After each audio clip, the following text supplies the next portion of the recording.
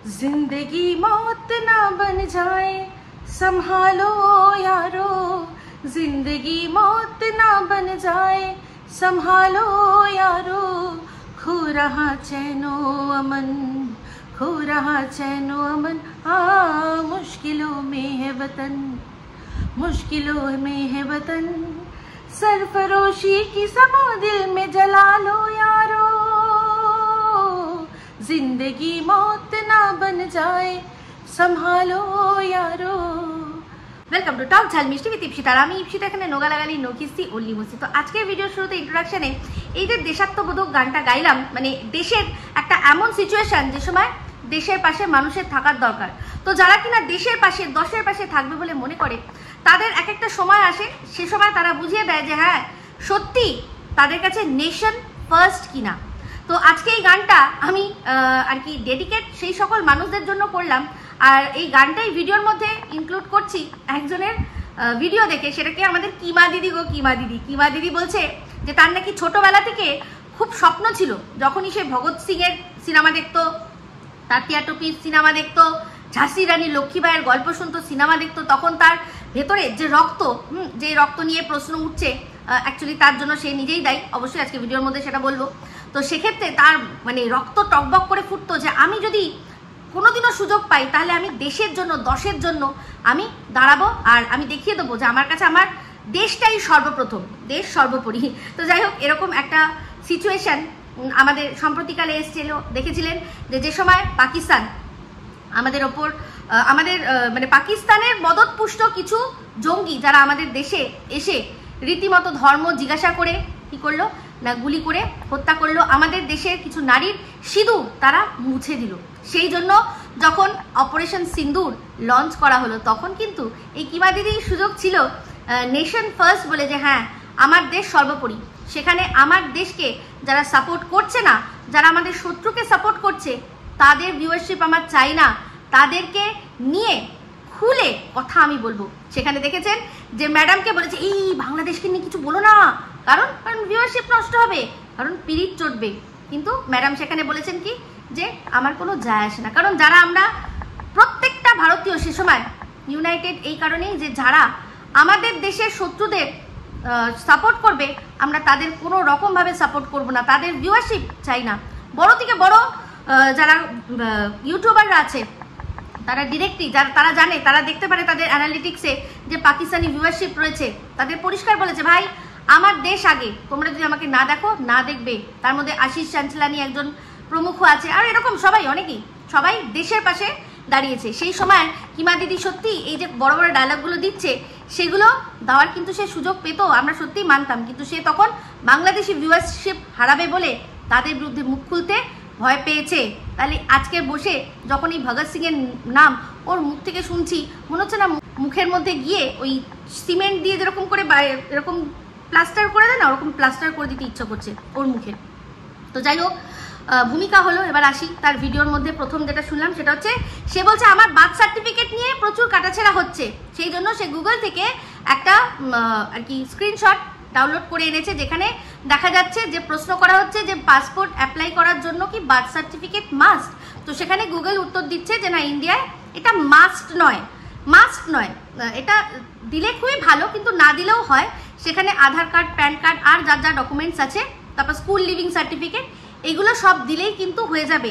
Birth certificate যে দিতেই হবে এরকম কোনো ব্যাপার নেই। হ্যাঁ, তো এখানে এই যে প্রশ্নটা আমি তুলেছি যে কেন বার্থ সার্টিফিকেট লাগলো, তো এই যে কথাটা সেটা তো ওর ভিডিও থেকে আমি তুলে বলছি।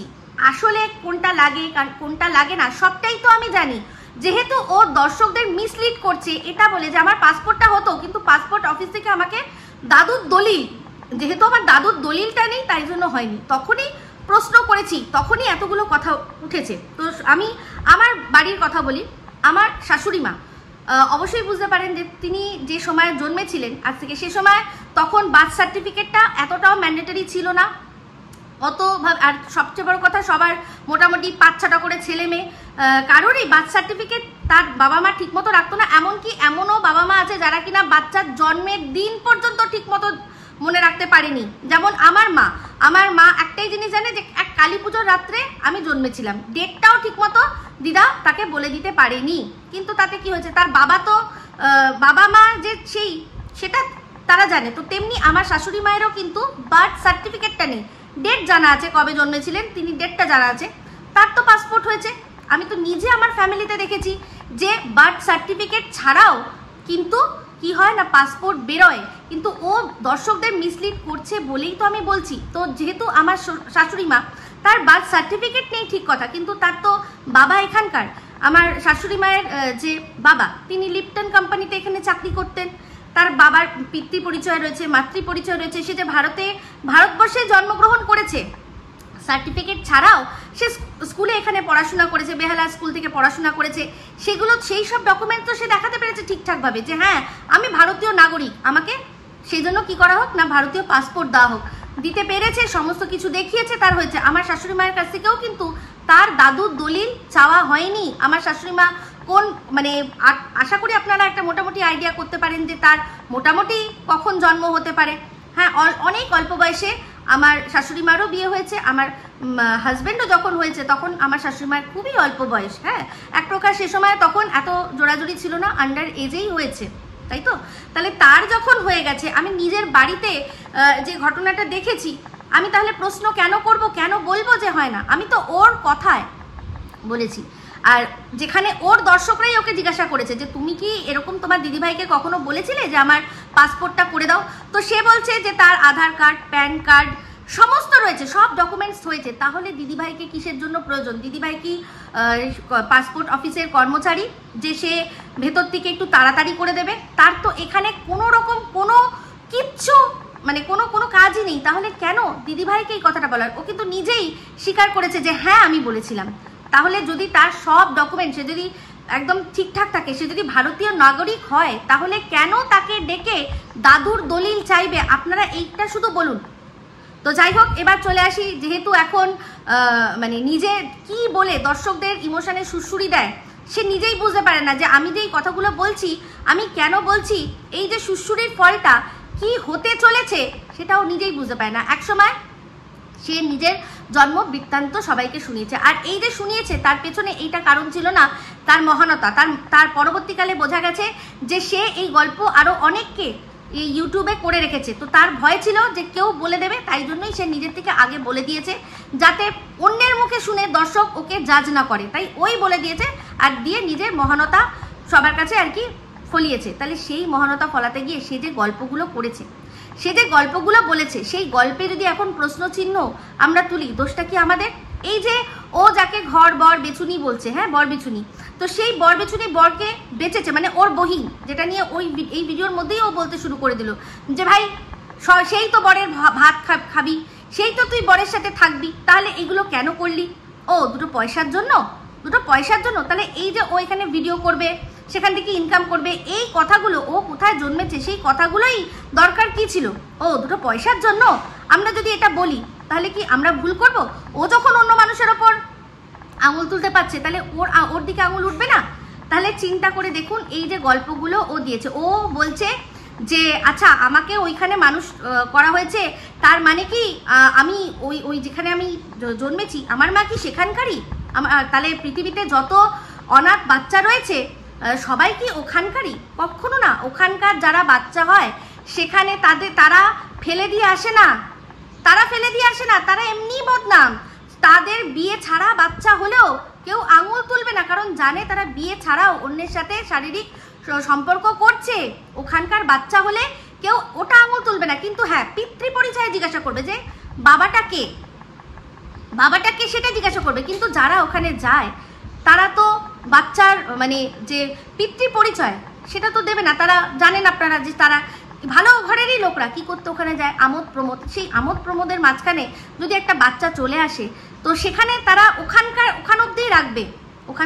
এই জিনিসটা খুব সুন্দর করে এক্সপ্লেন করেছে রুনাদি, যে বাধা বাবু থাকে, তারা যায়, স্বামী স্ত্রীর মতোই সম্পর্ক সব থাকে, কিন্তু শুধু থাকে না সামাজিক স্বীকৃতিটা শুধুমাত্র ওইটুকু, ওই যে এরিয়া, নিষিদ্ধ এরিয়া, তার মধ্যেই সবাই জানে যে এর ঘরে এ যায়, এর পেটে যদি বাচ্চা আসে তাহলে এরই হবে, সব জানে। কিন্তু তার বাইরে, এই বাইরের আউটার সোসাইটিতে সে কিন্তু কোনো রকমভাবে তাকে অ্যাকসেপ্ট করবে না। কারণ যদি মানে যদি লিগালি অ্যাডপ্ট করে তাহলে তো তাকে তার যদি সোশ্যালে আলাদা কোনো বিয়ে থাকে সে তার দ্বারা যেসব বাচ্চারা থাকবে তাদের সাথেও সমান একে অধিকার দিতে হবে, মানে পুরো কি বলে সম্পত্তিতে। এই কথাটাই আমি বলেছিলাম। তো যাই হোক, এই কিমা দিদি বলছে যে ও অনাথ। তো ও অনাথ কেন নিজেকে বলে আমি ঠিক এখন অবধি বুঝি না, কারণ ওকে তো একজন বললো যে পুলিশ, সেই পুলিশ ওকে তুলে কোথায় দিয়েছে না ওর মায়ের হাতে দিয়েছে। সবচেয়ে আগে এটা হচ্ছে সবচেয়ে বড় গ্যাজাকুড়ি গল্প, যেটা আগেও বলেছি আজও আমি বলবো যে কোনো পুলিশ যদি কোনো বাচ্চা কুড়িয়ে পায় সে কখনোই একটা বাচ্চাকে কোনো রেড লাইট এরিয়ায় দেবে না, তার উপর সে কন্যা সন্তান। তার মানে সেই পুলিশটা কি ওর মায়ের হাতে তুলে দিয়েছিল? এটা উনি কি জানতো যে এই মেয়েটাকে যদি বড় করে তারপর যদি এই ভদ্রমহিলা যে কাজ করে সেই কাজেই যদি তাকে যুক্ত করে তাহলে সেখান থেকে কি সেই পুলিশ পয়সা মানে কমিশন খাবে? সেই জন্য তুলে দিয়েছিল হাতে, সেই জন্য ওর হাতে তুলে দিয়েছিল। এটা সাধারণ বুদ্ধি মানুষের মাথায় আসতে পারে না? একজন পুলিশ সে যখন দেবে সে সরকারি যেসব আছে অনাথ আশ্রম সেখানে তুলে দেবে, সেখান থেকে ওর লিগ্যাল ওয়েতে অ্যাডপশন হবে। তো ওর মা যখন ওকে আর কি নিয়েই নিয়েছে, ওর মা যে জন্ম দিয়েছে, ও বললো আমি যে জন্ম দিয়েছে আমি জানি না, যে পেলেছে আমাকে আমি তাকে চিনি, তো সেই তো ওর মা। তাহলে আর ও অনাথ বলে যে আর কি ইয়ে নেয় মানে সিম্প্যাথিটা নেয়, তাহলে কি করে নেয়? ওর মা বাপি তো সেটাই। তো সবার আগে একটা কথা বলুন যে এই যে ও বললো যে ওর মাধ্যমিক পাস সার্টিফিকেট নেই, কারণ ও ক্লাস 8 অবধি পড়েছে, তারপরে ও বাড়িতেই পড়াশোনা করেছে। তো তার এই যে 8 অবধি পড়াশোনা যখন ও করেছে ওর সারনেম কি ছিল? ওর স্কুলের সারনেম কার সারনেম ব্যবহার করতো? যাকে ও বাপি বলে ডাকতো তার, নাকি মায়ের যে সারনেম তার? কোনটা ব্যবহার করতো? যদি বাপি বলে যাকে ও ডাকতো সে হয়তো যদি তার নামটা স্কুলে দিতে ও রাজি হয়েছে, তার মানে তো সে তাকে রীতিমতো বাবার নাম দিয়েছে, তাই না? তো যাই হোক, এই সমস্তটাই আপনারা যারা বোঝার তারা বোঝেন। ও বসে এখন শুধুমাত্র নেবে হচ্ছে গিয়ে সিম্প্যাথি, সেই জন্য এই কথাগুলো বলছে। তো ও কোনো রকমভাবেই অনাথ নয়, ওকে একজন অ্যাডপ্ট করেছেন, একজন মহিলা ওকে অ্যাডপ্ট করেছে। তো এই যে ক্লাস 8 পাস সার্টিফিকেটটা দিলেও তো কাজ হয়ে যায়। 8 পাস সার্টিফিকেট দিলেও কিন্তু এই পাসপোর্টের সময় যে ডকুমেন্টস লাগে তার মধ্যে একটা যে আপনি পড়াশোনা কত দূর করেছেন, 8 অবধি যখন পড়েছে 8 পাস সার্টিফিকেট কেন ওর কাছে নেই? কেন ওর কাছে নেই?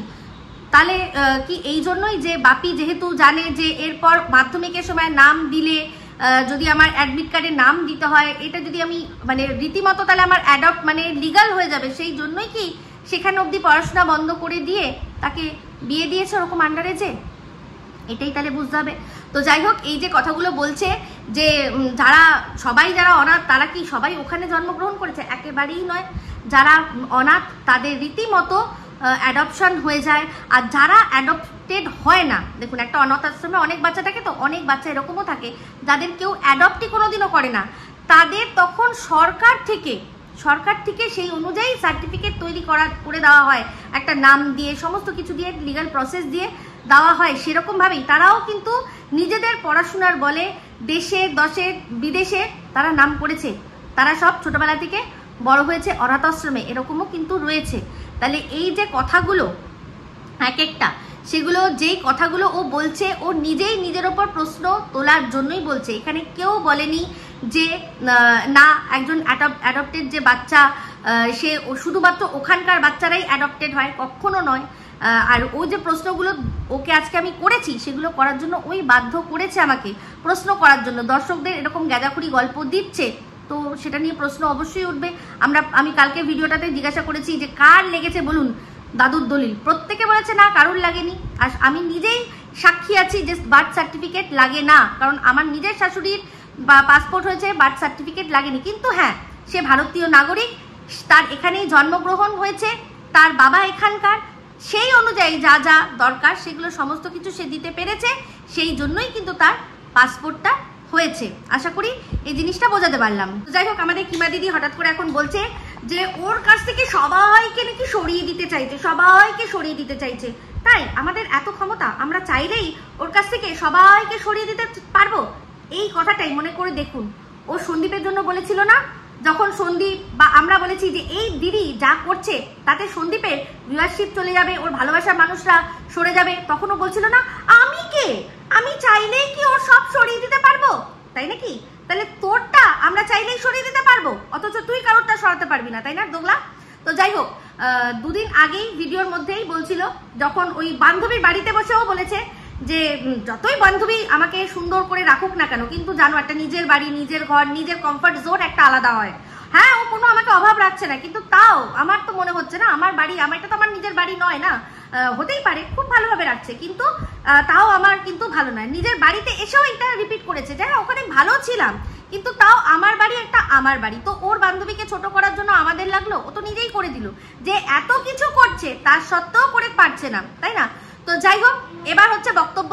ও কার সম্পর্কে কি বললো জানি না, কিন্তু একটা কথা যেটা বললো আমাকে উদ্দেশ্য করে, সেটা হচ্ছে ওর বান্ধবীর সম্পর্কে নাকি ভুলভাল তথ্য ছড়ানো হচ্ছে, ওর বান্ধবীর শরীর খারাপ, ওর বান্ধবীর সুগার, প্রেশার, হ্যানা ত্যানা সমস্ত কিছুর দায় আমার উপর সমস্ত কিছুর দায় আমার উপর চাপালো। ও এমনকি ওর হাজবেন্ড মানে বান্ধবীর হাজবেন্ডের কি একটা কোনো নেগেটিভ রিপোর্ট এসছে সেটাও আমার দায়। তো যাই হোক, সেখানে বললো যে কথার কথা মুখে অনেক কিছুই বলা যায়, কিন্তু প্রমাণ তো দিতে হবে না। অবশ্যই প্রমাণ দেখাবো। তো প্রমাণ তো হচ্ছে তোর ভিডিওগুলো, তোর ভিডিওর মধ্যে যেখানে তুই বলেছিস যে ও আমার বয়ফ্রেন্ডকে রিঝাবার জন্য ওই রকম পার্টি ড্রেস, কাটা ছাটা ড্রেস পরে এসছিলে, দেখতে এসছিলে এখানে আমি কার সাথে থাকি, আমার বয়ফ্রেন্ডকে রিঝাতে সেই জন্য এসছিলে, সেইগুলোই আমি দেখাবো। তাহলে এটা পরিষ্কার প্রমাণিত হয়ে যাবে যে অবশ্যই তুই তোর বয়ফ্রেন্ডকে নিয়ে তোর বান্ধবীর বাড়িতে যাস।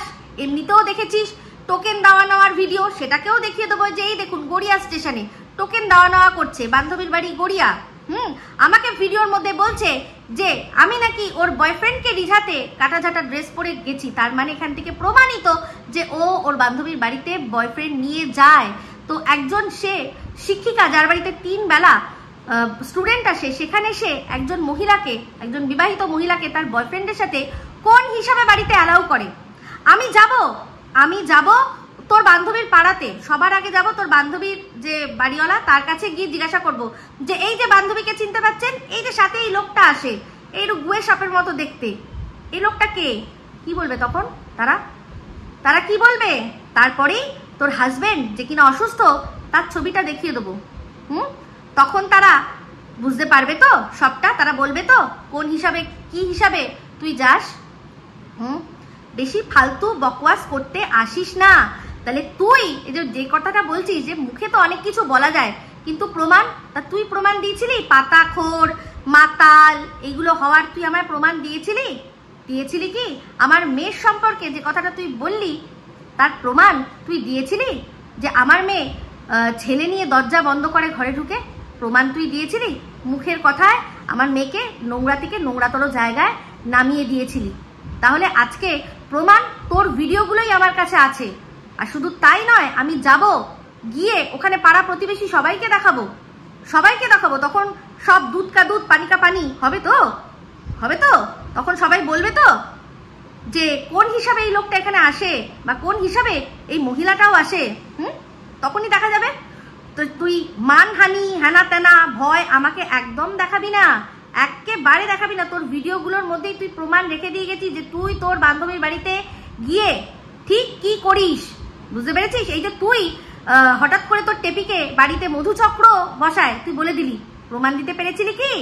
মধুচক্রের প্রমাণ দিতে পেরেছিস? হ্যাঁ, ও যাকে ইললিগাল ভাবে বিয়ে করেছে তার সাথেও থাকতো, কিন্তু মধুচক্র তুই বলে দিলি, প্রমাণ দিয়েছিলি? তুই প্রমাণ ছাড়া যা খুশি বলে যাবি, আর এখানে আমি প্রমাণ সহ বলবো, তাতে নাকি আমার মানহানির ভয় দেখাতে হবে। চল কর। টিচারের মুখোশের আড়ালে কি চলছে আমিও পাড়ার লোকদেরকে গিয়ে তখন দেখাবো। ভয় আমাকে একদম দেখাবি না, ঠিক আছে? নিজের মুখে বলেছিস যে গেছিলাম তোর নাকি বয়ফ্রেন্ডকে রিঝাতে গেছি। হ্যাঁ, দেখতে গেছি। তোর লজ্জা করে না? ভুলে যাস না সব। যাই হোক, আমাদের কিমা দিদি বলছে যে এইবার পথে এবার নামো সাথী, পথেই হবে পথছে না। কি করতে হবে না, মানব অধিকার যে দিদি আছে সেই দিদি নোংরামি ছড়াচ্ছে। যেই দিদিকে কিনা দুদিন আগেও বললো যে সেই নিজে কোলে করে এই ওয়াইটির জগতে নিয়ে এসছে, জন্ম দিয়েছে, সেই যাকে জন্ম দিল সে নাকি এখন নোংরামি করছে।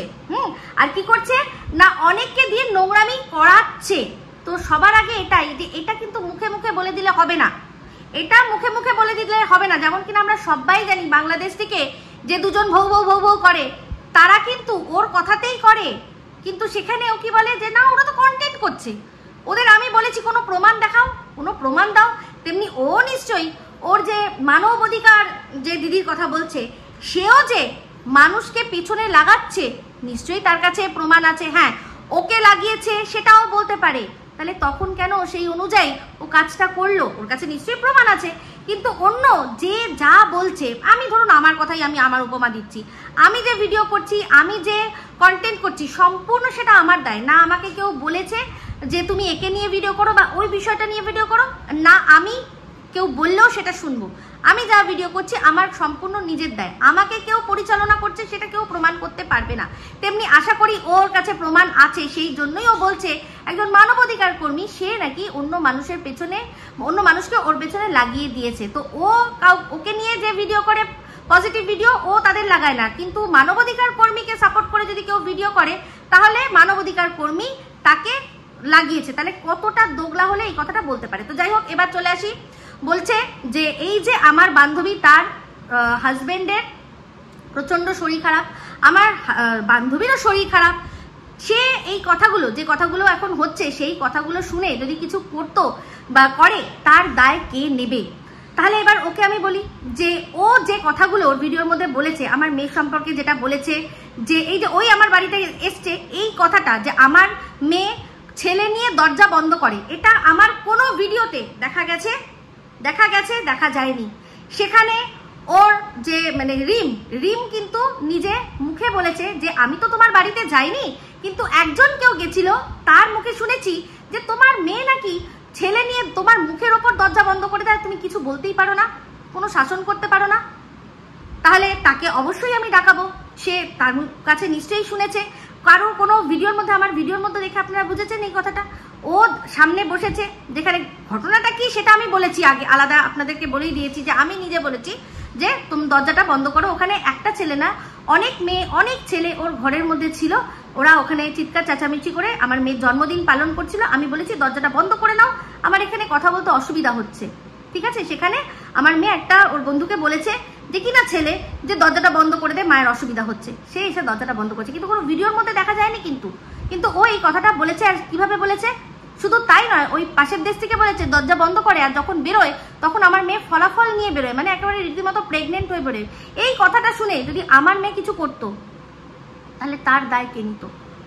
এই কথাটা শুনে আমার যে মনোকষ্ট, আমার যে মনের কষ্ট, যে আজকে আমি ওকে আমার ঘরে ঢুকিয়েছিলাম বলে আজকে এত বড় কথা আমাকে শুনতে হলো, সেই মনোকষ্টে যদি আমি কিছু করে বসতাম তাহলে তার দায় কে নিত?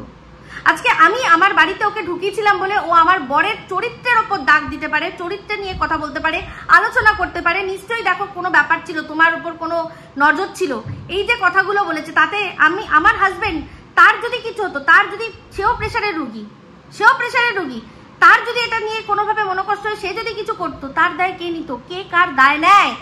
কিসের দায় চাপায়? ও নিজে যে কথাগুলো বলেছে সেই কথাগুলোই আমি বলেছি, নিজে বলেছে বান্ধবীর বাড়িতে বয়ফ্রেন্ড নিয়ে যায়, না হলে এই কথাটা বলে কি করে যে আমি কাটা ঝাঁটা ড্রেস পরে ওর বান্ধবীর বাড়িতে রিঝাতে গেছি, তার বান্ধবী সেখানে প্রোটেস্ট করেছে যে কি কথা বলছিস তুই কবে আবার আমার বাড়িতে বয়ফ্রেন্ড নিয়ে যাস? আর ওই বা কোথায় কাটা ঝাঁটা ড্রেস পরে আসলো, যেখানে কিনা তার বাড়িতে আমি উপস্থিত, সেও বলেছে আসতে, তবে কি আমি গেছি। আমি শুধু ওর কথায় যাইনি, কিন্তু কারণ আমি এটা জানতাম যে এটা ওর বাড়ি নয়, ওর বান্ধবীকে দিয়েও বলেছে এই আসো না একসাথে মজা করবো, খাওয়া দাওয়া করবো। আমি এটাও বলছি আমি খাওয়া দাওয়া করবো না, আমি বাড়িতেই খেয়ে আসছি, না না না না না, আমি এখানে প্রসাদ আছে, তারপর আরো কিছু রান্না করেছি, খাবো একসাথে খাবো। আমি কিন্তু এমনি ওর কথায় যাইনি, কারণ ওটা ওর বাড়ি নয়।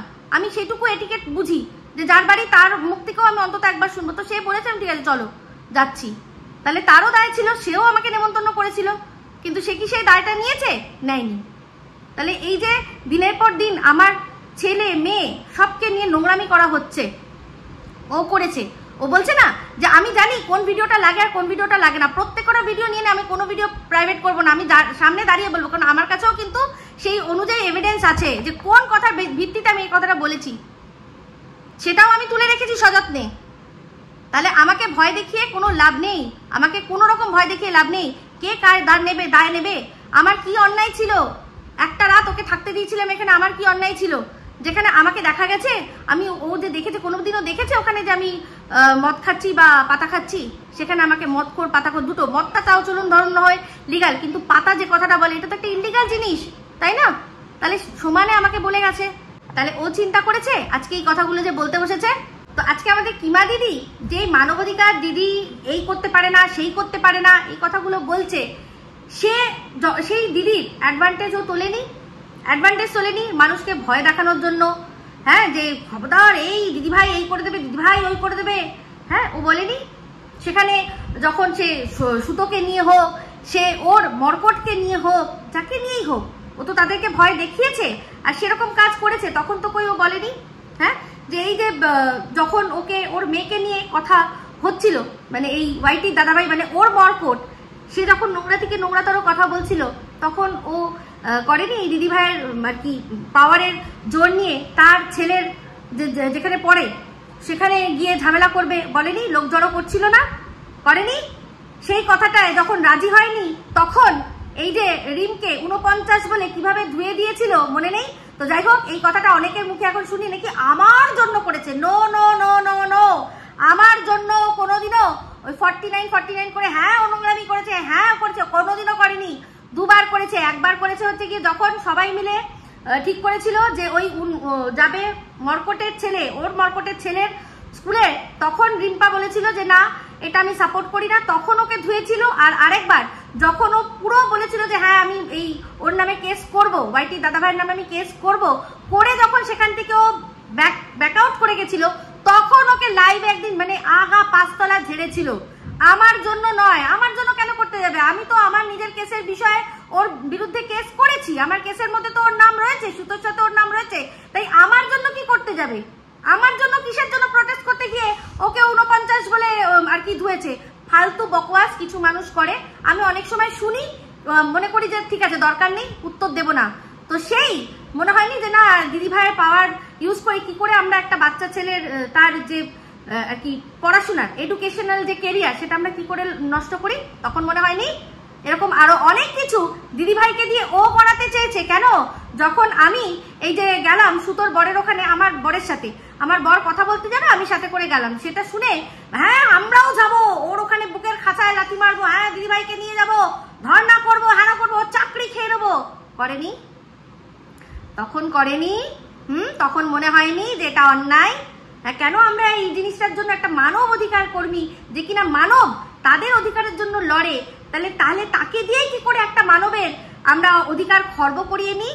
কি করে করি আমি? তখন নিজের স্বার্থে তাকে ব্যবহার করা হয়েছিল না? নিজের স্বার্থে ব্যবহার করা হয়েছিল। তাহলে কেন ওই যে পিএ কথাটা ম্যাডামের মুখ থেকে বসিয়ে কেন খাল কেটে কুমির ঢুকিয়েছিল সন্দীপের বাড়িতে? খালও কেটেছে, কুমিরও ঢুকিয়েছে, আমরা সবাই জানি। আর এই যে পিএ আসবে, তারপরেই হঠাৎ করে নতুন নতুন প্লাস্টিকের দাঁত দিয়ে এই করে যখন বলছিল, তখন মনে হয়নি কি করে এটা আমি করি? হ্যাঁ, তখন ম্যাডামের কথা, তখন ম্যাডামের আর কি পাওয়ারটা দরকার। ম্যাডাম যদি বলে দেয় যে হ্যাঁ পিএ আসবে ওদের বাড়িতে, তো কোন শালা আটকায় পিএ আসা?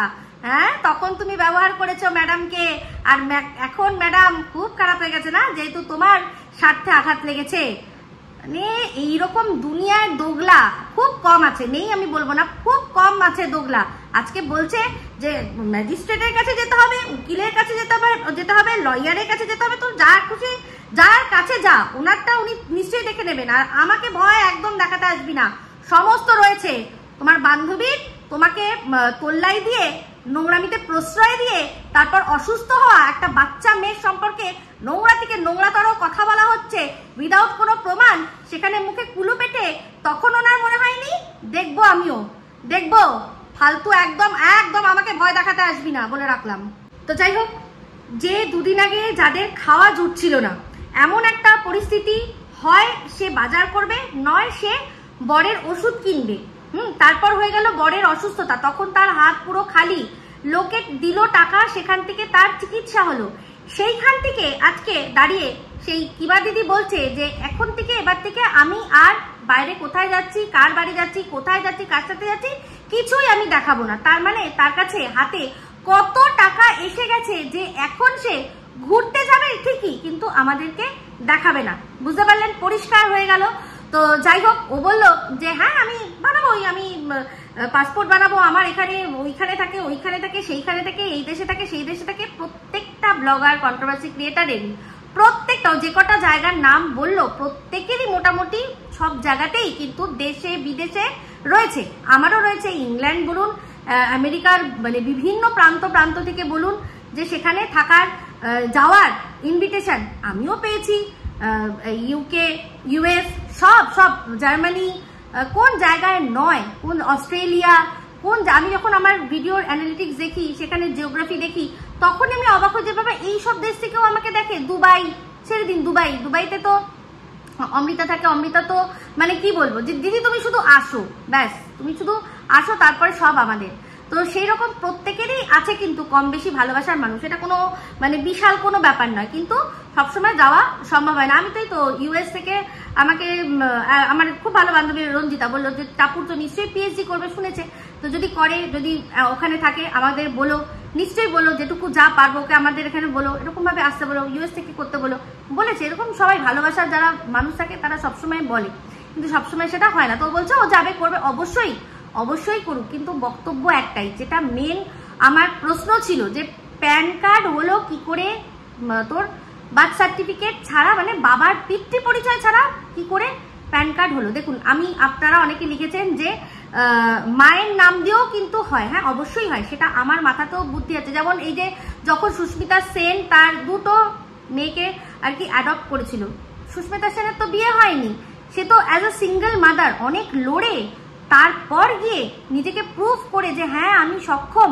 আমি যদি প্রথম বাচ্চাটার ক্ষেত্রে যে আমি সক্ষম, আমি একা বাচ্চার দেখভালও করতে পারবো, আমি একা আমি যা ইনকাম করি সেখান থেকে ওদের ভালো পারভারিশ দিতে পারবো, ভালো জীবন দিতে পারবো, অনেক লড়ে সে প্রথম রেনিকে পেয়েছিল। তো সেখানে তো তার বাবার নাম নেই, সেখানে কি আছে, তার মায়ের হিসাবে সুস্মিতা সেনের নাম আছে। ওর কি প্যান কার্ডে ওর মায়ের নাম আছে না কার নাম আছে, সেটাই জানতে চেয়েছি, যে আদৌ কি এটা ওই টেবিল, আন্ডার দ্য টেবিল, যেরকম কিনা ওর অনেক দর্শক রয়েছে যারা বলে আন্ডার দ্য টেবিল দেবে, দেখো হয়ে যাবে, মানে ওরই মতো সব জালি আর কি, যারা কিনা এইগুলো প্রকাশ্যে বলেছে। এমনকি সে বলেছে আমার দাদুর ক্ষেত্রে এটা করা হয়েছে। তাহলে ভাবুন যে আর কি দেয়, যে তলা দিয়ে দেয় আর যে তলা দিয়ে নেয়, দুজনেই কিন্তু অপরাধী আইনের চোখে, কিন্তু প্রকাশ্যে সেই অপরাধ করার জন্য বলা হচ্ছে। তো যাই হোক, একে বলেছে বলে জানে এরকম কোনো ব্যাপার নয়, সে এরকম অনেক কাজ করেছে নিজে তলা দিয়ে, সেটা আমাকে একসময় গল্প করেছিল, ওর ছেলে যা ভুলগুলো করেছিল সেজন্য ওকে অনেক তলা দিয়ে সেই জিনিসগুলো ছাড়াতে হয়েছে। তো ওকেই মানে বুদ্ধিগুলো দিতে লাগবে না, ওর মাথায় প্রচুর কুবুদ্ধি অলরেডি রয়েছে। তো যাই হোক, সেখানে প্রশ্নটা এটাই ছিল যে প্যান কার্ডটা কি করে হলো যদি পিতৃ পরিচয় না থাকে, তার কোনো সদুত্তর পেলাম না, শুধুমাত্র কি সিম্প্যাথি কার্ড খেলা হলো। আচ্ছা, আর বললাম যে দলিল, দাদুর দলিল লাগে পাসপোর্ট করতে, এটা প্রথম শুনলাম, এটা কেন লাগলো, তার কোনো সদুত্তর নেই। তো ওর কাছে সবই আছে, তাহলে এই প্রশ্নটার উত্তর দিয়ে দিক, যে ওর যদি সবই রয়েছে, সব রয়েছে, ওর প্যান কার্ড, আধার কার্ড, ভোটার আইডি কার্ড, ওর রেজিস্ট্রি করে বিয়ে করেছে সেইটা, তারপর হচ্ছে গিয়ে ওর স্কুল সার্টিফিকেট সব যদি রয়েছে, তাহলে কিসের জন্য ম্যাডামকে লাগলো এটা বলতে যে আমার পাসপোর্টটা বার করে দেওয়ার জন্য আমাকে হেল্প করুন? কিসের জন্য লাগলো? আজকে আমার মেয়ের যখন পাসপোর্ট বেরিয়েছে, আমার তো একটা কিচ্ছু করতে লাগেনি, আমি তো জানিই না। একদিন আমাকে বললো যে মা হয়তো থানা থেকে লোক আসবে, ওই পাসপোর্ট আমি বানাতে দিয়েছি ভেরিফিকেশনের জন্য, যদি আসে তাহলে একটুখানি তুমি দেখে নিও। তো যাই হোক, যখন ভেরিফিকেশন হয়েছে অলরেডি ও নিজেই ছিল। তারপর দেখলাম যে ভেরিফিকেশনের জন্য বাড়িতে আর কি পুলিশ আসলো না, ওকে থানায় ডাকলো। সেদিন আমিও গেছিলাম ওর সাথে। তো সেখানে গেল, সেখানে সব ডকুমেন্টস গুলো একবার জাস্ট মানে হার্ড কপি গুলো দেখে নিল, দু একটা প্রশ্ন করলো, সঙ্গে সঙ্গে তার মানে 7 দিনের মধ্যে বাড়িতে বাই পোস্টে পাসপোর্ট চলে আসলো। তো এরকম তো কোনো চাপই হয় না, কখন অ্যাপ্লাই করলো কখন হলো কিছুই আমি জানি না, শুধুমাত্র ওই থানায় যেতে হয়েছিল বলে আমি সাথে করে গেছিলাম, তাই জানতে পারলাম যে ও অ্যাপ্লাই করেছে। আমাদের তো কিচ্ছু লাগেনি, ওর সব ছিল, হয়ে গেছে। তাহলে এর যদি সব থাকে, তাহলে কিসের জন্য দিদি ভাইকে লাগলো, সেটাই তো প্রশ্নটা সেটাই, যেটা কিনা এড়িয়ে গেল। ঠিক আছে, তো ওরকম ভালোবাসার মানুষ প্রত্যেকেরই রয়েছে, প্রত্যেকেরই ইচ্ছা হয় যাওয়ার, কারুর হয় কারুর হয় না। তো যাই হোক, এটাই তারপর দেখলাম যে আবার ওর বহিনের দিকে চলে গেছে। তো ওর বহিনকে কি বলছে, আই এম লেস ইন্টারেস্টেড, আমি যা বলার অবশ্যই সেটা বলবো।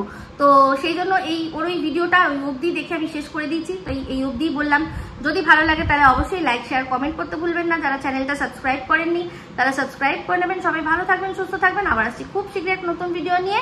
Me Ipsita signing off, love you all.